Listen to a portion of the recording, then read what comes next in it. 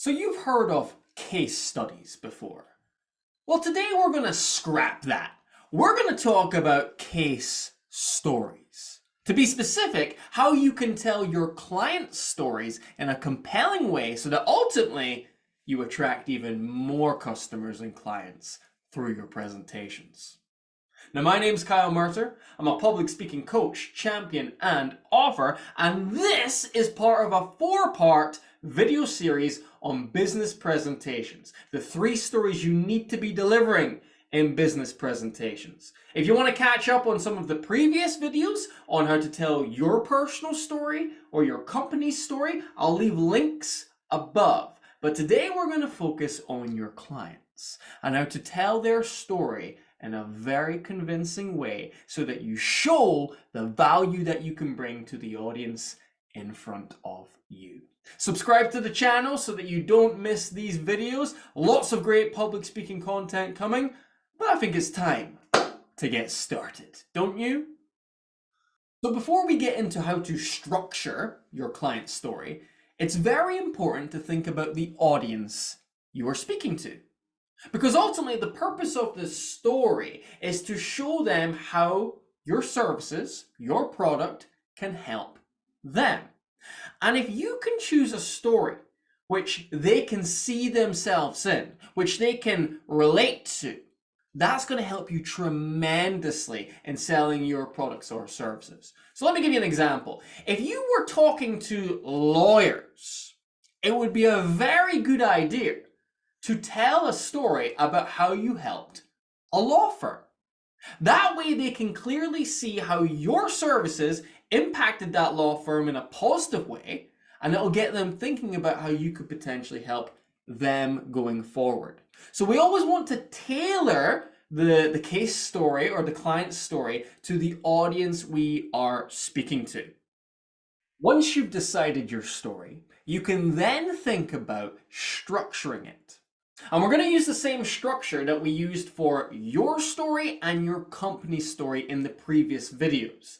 And that is the 3 C's. Conflict, crossroads, change. To give you a quick recap, conflict in this particular case is going to be the challenge that your client faced, the problem that they were experiencing. Crossroads is going to be that moment when they had to make a decision. They had to decide to just put up with this or to work with you. Okay, they decided to work with you, and ultimately that's what's going to create the change, the 3rd C. You and your service or your product is what's going to have helped them get to a more positive place, a more positive destination. Things will have improved after working with you. I hope, at least.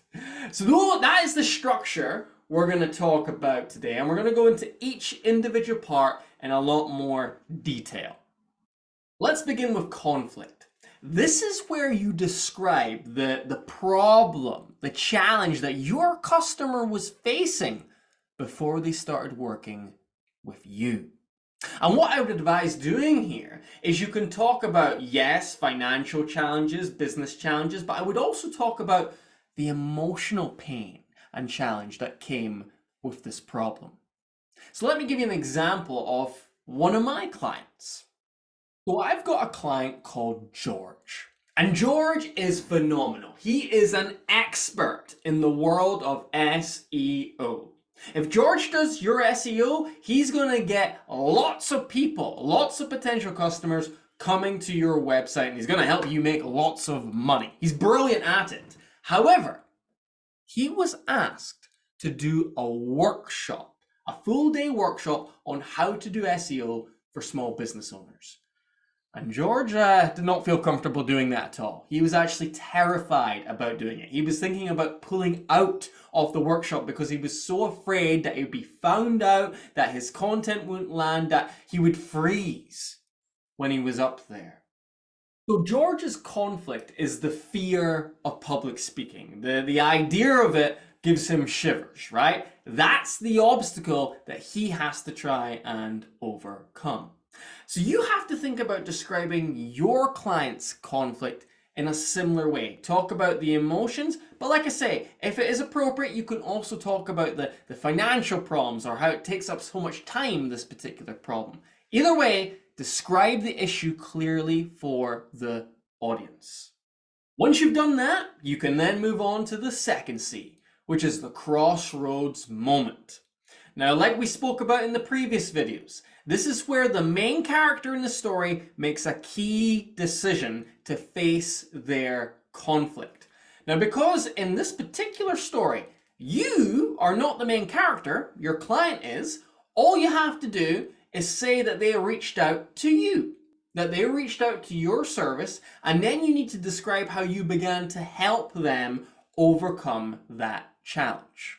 So I'll give you an example again of how I did this with George. So George decided to reach out to me to help him prepare for this workshop. The first thing we did is we looked at his content. We got clear on what George's key purpose for the presentation was. And then we began structuring the opening, the middle, and of course, the close.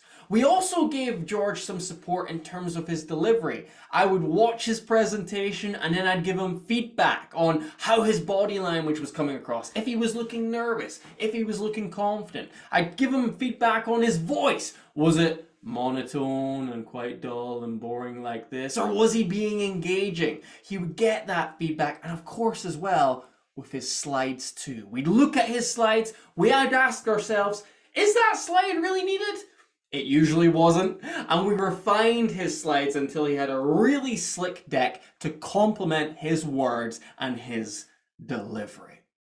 So this whole section, the crossroads area, is just about providing a little bit more detail about how your service or how your product added value for the client in terms of helping them overcome their conflict. Finally, we've got the change. And this is the fun part. This is where you get to say how your client's situation has improved as a result of experiencing your service. So in George's case, remember he was terrified about this workshop at the beginning?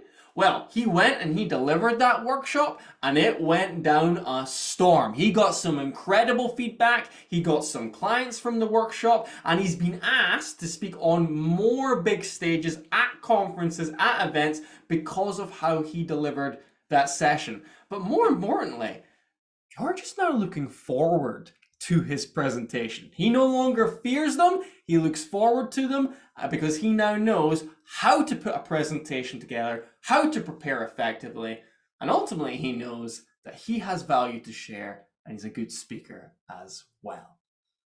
So that was the change that George experienced through my training, and I think you can see a clear journey there for George, from being terrified to begin with to now looking forward to his presentation and getting more speaking opportunities as a result. You need to show the upside of your service for the client as well, how you've dramatically improved their circumstances or maybe even their life. Because if you can do that, the people in the audience are going to be thinking, yeah, I want some of that too. Sign me up, right? That's how we get them excited, by showing them the journey that our previous clients have went on. Please subscribe to this channel if you want to see more public speaking tips and content. Every week I'm bringing out new videos on this topic. And if you'd like to check out any of the previous videos on this series about business presentations, I'll put some links to them around me now. But above all, I wish you the very best in your next business presentation. And remember, there are 3 stories that you need to share. You need to share your story, your company's story, and of course the one we spoke about today, your client's story.